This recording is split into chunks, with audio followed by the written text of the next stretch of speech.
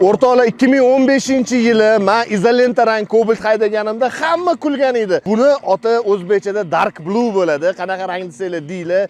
O'sha bizadagi mashhur izolenta rang. Baland tog'larda biz nima qilyapmiz bilasizlarmi? Biz BYD Yuanab DMI prezentatsiyasidamiz. BYDni aynan bu modeli faqat O'zbekistonda va Yevropada chiqadi. Boshqa davlatlarda chiqmaydi. Bu mashina gibrid, ya'ni benzinda ham, tokda ham yuradi. Eng muhim joyi, yaxshilab eshitinglar. 100 kilometrga 1 litr benzin yeydi, bor yo'g'i. Bu degani 45 litr benzin qo'yasizlar, batareykani to'ldirasizlar, Xorazmga primoy chiqib ketasizlar 1100 kilometr.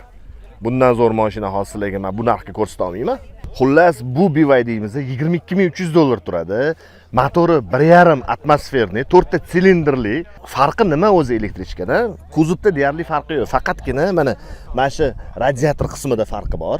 Oldiga setichni qo'yilgan, oldingisi bo'lsa avalni bo'lgan. Rul podogrefli bo'lgan. Bunisida keyin mana bitta uxlab qolsa uyg'otadigan, ogohlantiradigan datchiki bor edi. Elektrichkasida, bunisida yo'q datchiki. Xullas, Yuanapimiz sun'iy intellekt bilan boshqariladi va o'zbek tilini tushunadi. Bu ham eng muhim narsalardan bittasi. Hay BYD. Iltimos, davom eting. Oynani yop, oldi oynalarni yop.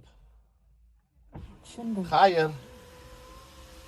Ko'rdinglar? Passajirskiy sideniyada qaranglar, deflektor qo'yilgan, ya'ni orqada o'tirganlar havoni bemalol boshqara oladi. Tagiga 45 litr benzin ketadi, 95 quyib mazza qilib yuraverasizlar.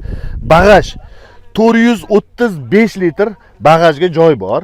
Qaranglar, yana bitta muhim sifatini aytaman. Buni batareykasi Blade Battery deyiladi, ya'ni juda ham xavfsiz batareya. Ishlab chiqaruvchilarning aytishi bo'yicha bu batareya yonib ketmaydi. Yonib ketgan holatlar ham bo'ldi. Lekin bu mashinada unaqa muammo inshaalloh kuzatilmaydi. Ishlab chiqaruvchining gapi.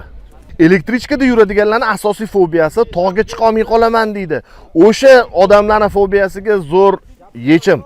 Tog'ga endi bemalol chiqib ketaversanglar bo'ladi. Hozirgi video otgan joyimizni ham tepalikda olish bejiz emas. Mashinamiz внедорожник emas, lekin внедорожникlarga o'xshab ketadi.